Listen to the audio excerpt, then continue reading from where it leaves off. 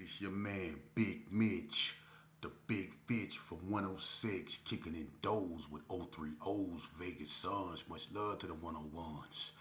Vegas Chronicles with your big homie. All y'all know me, for real. And you know what's next? The Flex. Yeah, all up there with it. Man, quit it. All up there with it. High hood. Mister, I wish a nigga would.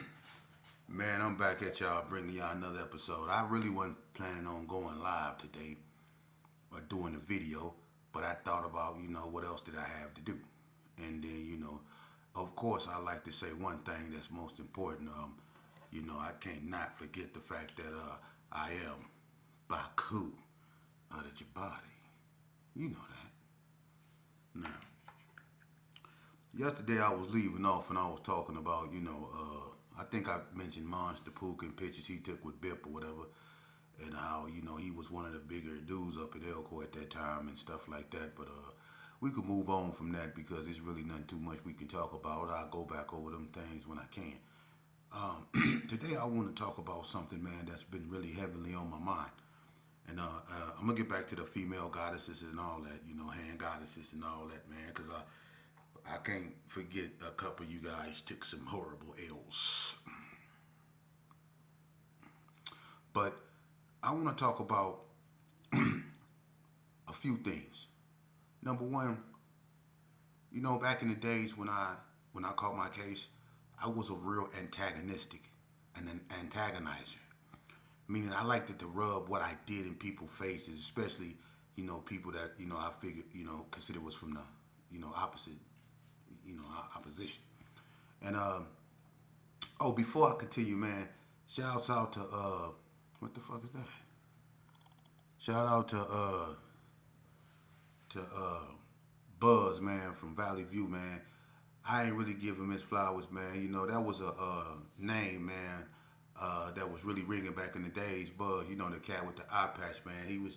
He was pushing the line for the View, man. My cousin Mackie and them is legends from over there, but I cannot, deny the fact, you heard names like Big Looney and all that and stuff like that from up over there, but you also heard names like Buzz, and then you heard Reese, from the cornbread incident, you know what I'm saying? So there's some names up over there from Valley View, but one of the standout names that you constantly heard was Buzz. He was a rider. You know what I'm saying? You heard this name really more than Looney's. Buzz was a beast. So I give his him his flowers on that end for sure. But anyway, moving on, man. Like I said, I was an antagonizer, and I was in prison one time, man. And I remember I was getting into a lot of conflicts with the Donna Streets and the North in general at Indian Springs, just back during the 90s. And this is when I really had that I don't give a, mentality. And, it was on with them dudes, and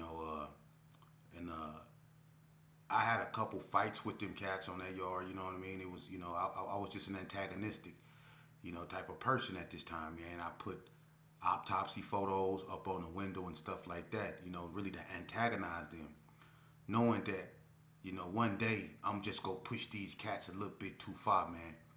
And I'm thinking, at the time, we had the numbers, and plus, we was really riding with the Bloods, and this West Side thing was really taking shape, and we was outnumbering them, so I felt like, real comfortable in antagonizing them and getting into it with them, because I know I had the advantage. But, as you go see in this story, every dog has his day. But anyway, now, this right here happened back in, like I said, in the 90s, man. And I remember one morning, man, it was breakfast time. And I stayed in Unit 4 when this happened. And I stayed down B Wing. And D-Tay from Donna Street, and Lil Fade, and a few more, they stayed down A Wing, I think. And it was some that stayed down C Wing. It was more Donnas than anything, or North than anything. Because Rodney Yo stayed down A Wing, I think. Hollywood, GQ Hollywood stayed down there. 6-0 Tone stayed down there. It was a lot of, blue rag down there, put it that way. There wasn't a lot of Gersons in that unit, but I was down there with a few. You know, I think Doc Rock was in C Wing, him and Gage Whack. You know what I mean? I was down B Wing with me, and I was in the room with a dude from Pasadena, Denver Lane named China Joe, a light skinned dude. You know what I'm saying? That caught a case with a Boo. But anyway, on this particular morning, I'm in the child hall, right? It's early in the morning. It's cold, you know. So I got, I'm already irritated because it's real cold. I mean, you know how it be cold with, I don't know if people, people that have been in Indian Springs, it get real cold over there. Sometimes when you talk, you can see your breath. So it's cold. It was cold this morning, so I'm irritated because my knuckles cold, everything cold, right? So I'm in the kitchen and stuff, and I'm sitting down, we eating. I ain't gonna never forget this day because we had the hobo breakfast, right? So I'm up getting some milk, and Lil Fade up getting some milk, right? So we both going for the same milk machine at the same time, you know what I'm saying? And it's like either one of us go stop and let the other one go, or it's gonna be an issue. And I guess he was feeling the same way I was feeling this morning. He just wasn't in the mood. So we both, reached our cup up under the little milk thing, and when our cups end up touching, and that's all it took. Me and him, we get into it. I was like, nigga, you see me trying to get this milk? And he was like, nigga, I was here first. And I was like, oh, bitch ass nigga, I'll knock you out. And then I just start, getting all, and we go back and forth. So I started getting disrespectful on Lil Fade, right? So everybody come over there, man, y'all chill out, man, right? So I don't want to chill out, right? Honeybell come over there and hug me, and Honeybell like, man, come on, Demon, come over here, man, get your food, Demon, I got you, get your food.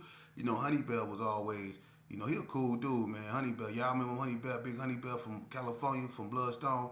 Honeybell was a good dude, man.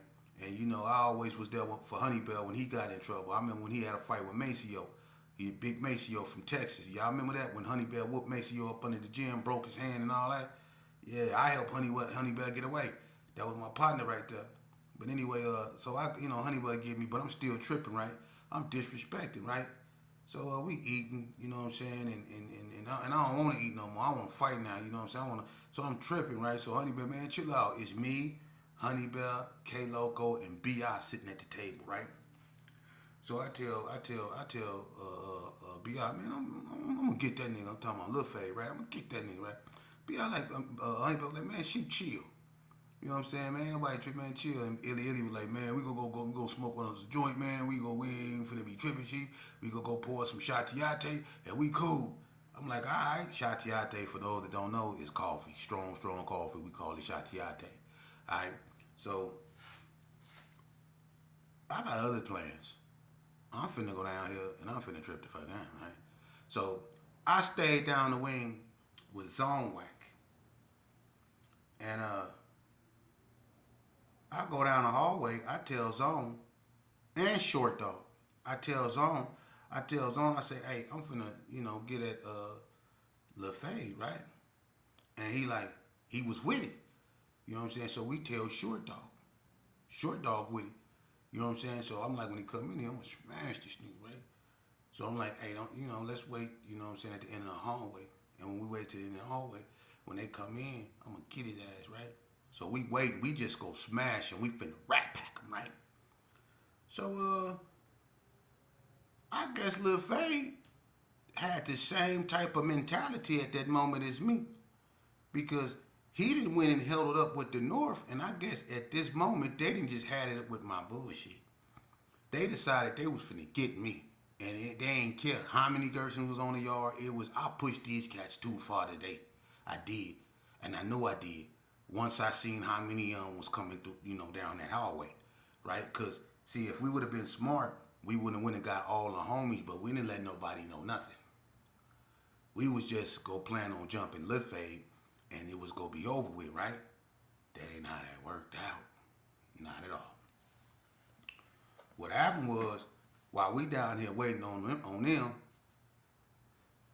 I see Tater Chips bail through the door, D Grease bail through the door, Lace Dog bail through the door.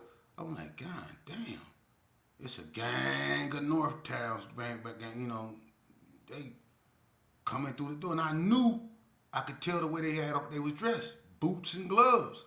They came down there to put in works. I'm like, oh shit. So look, we go down the hallway because I'm finna get my things down. They was on the, they was, I had these two shears. Everybody remember them shears I used to keep?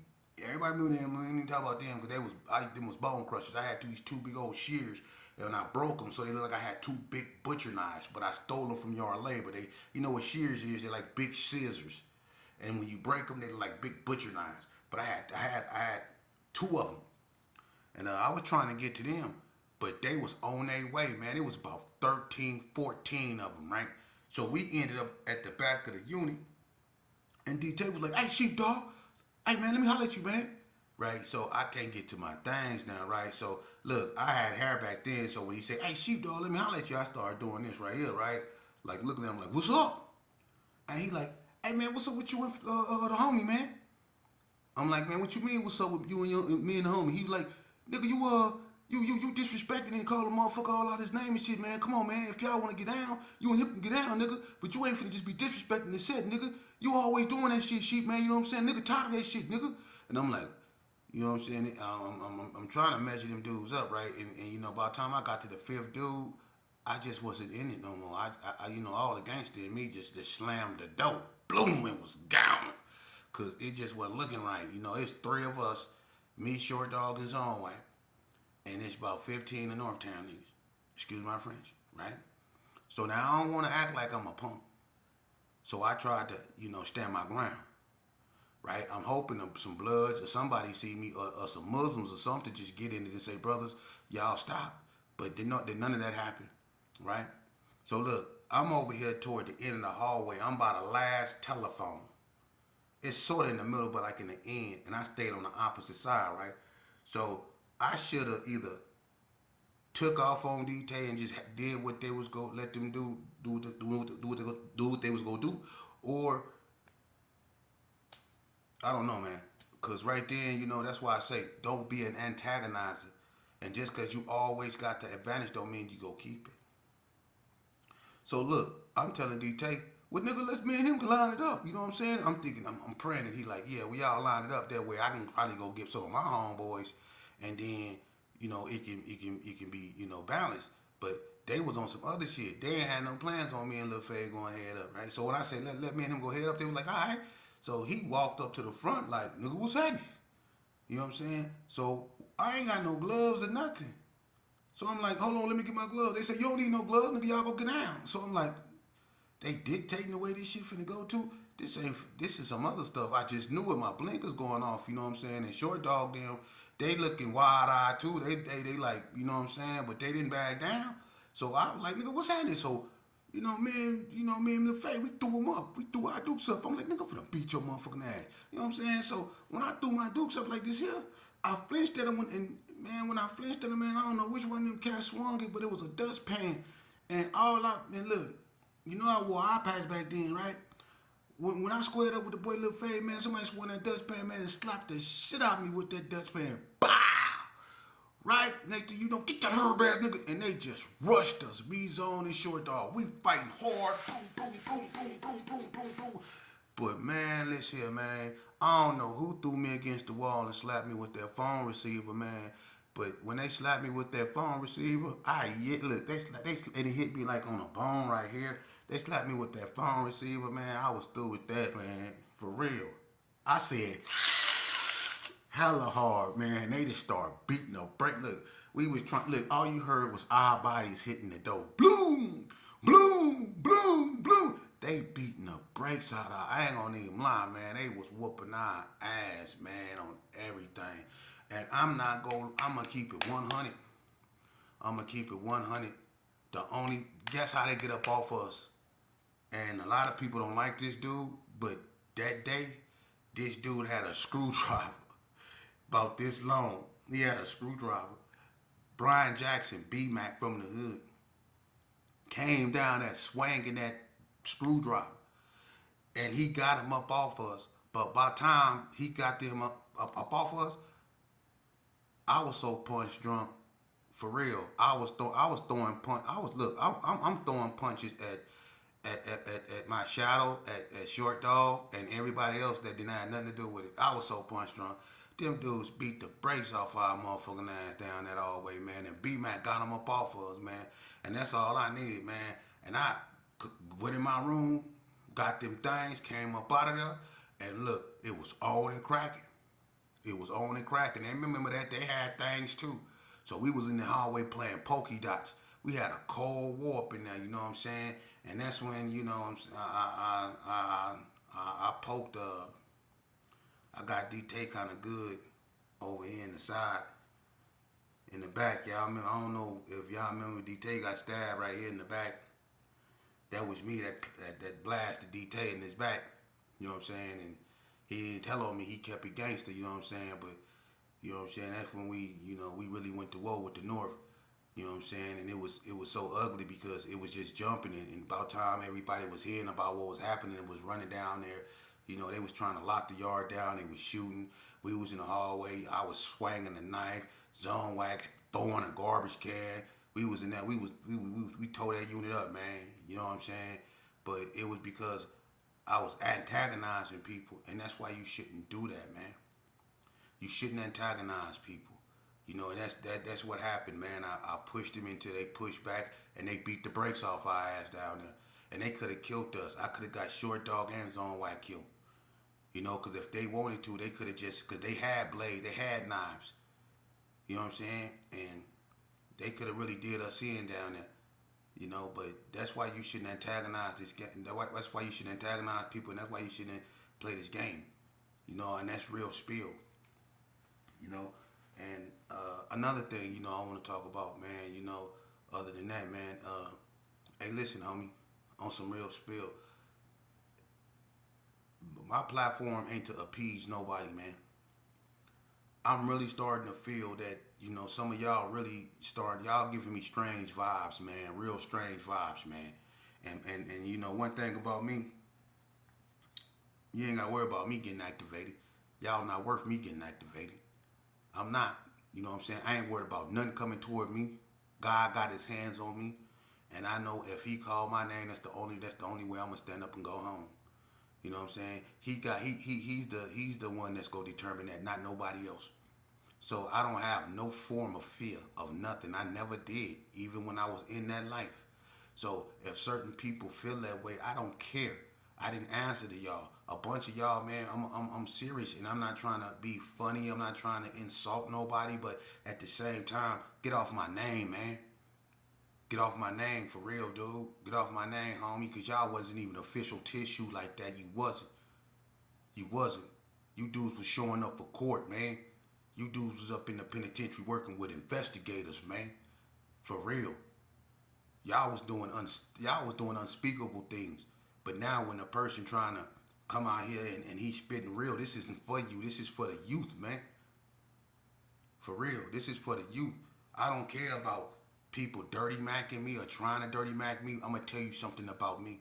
One thing you can't say I ever done was told on somebody, ran and left somebody, messed with a man. I did none of the above. You can't tell, you can't do that. I got an impeccable record. And then I left because I wanted to. I left because I educated myself. I left because I reached mental maturity. I left because I realized that stuff that we call gangsterism, homieism, thugism, goonery, it's fictitious. It's a bunch of dudes with low self-esteem and no self-image that got to hang with a crowd to feel like they somebody. And then you go beat up somebody because deep down inside, you know you are in fact nobody. For real. You can't think by yourself. You have to huddle up with other people to talk about another man. That's what females used to do back in the day. They used to huddle up and talk about other females. Now the men is huddling up talking about other men. And it's men that they never really did nothing. It's gross misdemeanor ass dudes up out here, man. Gross misdemeanor ass dudes. You burnt out ass dudes. You lying ass dudes. For real. For real. Just because you knocked out your baby mama at the club, huh? Just because you was in the car with somebody that shot out of a car, that don't make you official tissue. You can keep hating on me. I don't give a damn. I ain't care up in the joint. I ain't never got ran off no yard. I ain't never kissed no ass. Yeah. I ain't never been on PC. Yeah. And Big Pretty ain't never ran up on me.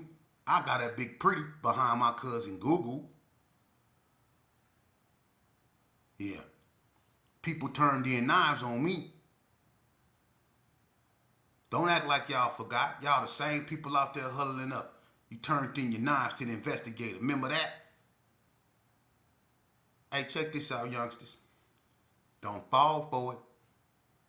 Best thing for you to do, square up, homie. Square up. Go to school. Develop your mind. Get your own. Joining the gang, homie. And being around people that so-called your homeboys, homie, it's gonna get you, listen, you gonna end up in a cage, in the casket, and on the back of a cheap-ass t-shirt.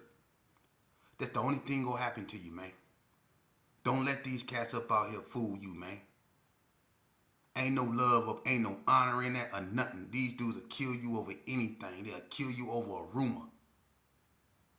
For real. I done been knee deep, 10 toes down up in this game, homie. You name it, I done done it. I'm not gonna sit here and lie to you. I ain't got nothing to gain by doing that. I don't. But I'm gonna tell you something. You got everything to lose if you don't listen. You go wind up where I've been. See, I can speak on it because I've been there. The people that speak against it ain't been nowhere. And a tell before they go somewhere. Listen to somebody that had 5 years in the hole. Listen to somebody that's been pronounced dead. I was pronounced dead in prison, stabbed in my goddamn eye because my homeboys came and got me, then left me.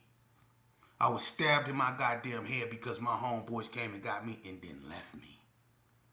I end up doing 20 years when I could have got out in 10 because my homeboys was in there telling on me. And I'm not lying. But which one of them I told on? Which one of y'all I ever did that to? Which one of y'all I ever turned on my back? Never. You know, I ain't got to say no names, but when a kite came to NNCC for a certain individual to be dealt with because of what he didn't do down there, he was ran off the yard and he was supposed to be hit. He was supposed to be hit. I tore up the kite. Because number one, I don't take orders. And number two, I don't take orders. I tore up the kite because he looked me in my face and he said he wanted to go home. And he know who he is, don't you? You know who you are. So is you out there huddling up with them talking about that? If you is, make sure you mention that. Because you know who you are. And I'll put you up out there.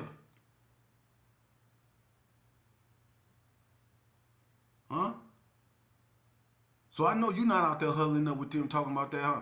You ain't talking about me, huh? Because we both know that I tore that kite up, huh? Just like we both know when Zeke was calling you all them herbs and all that, who stepped to Zeke?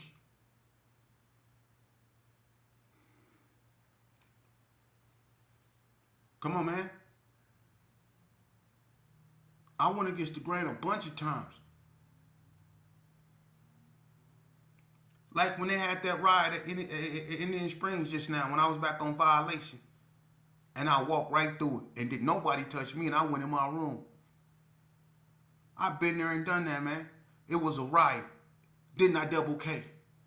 Didn't I walk through that ride and didn't nobody, the person that was over was my cellie, Droop from Donna Street. Didn't I walk in my room and didn't nobody touch me?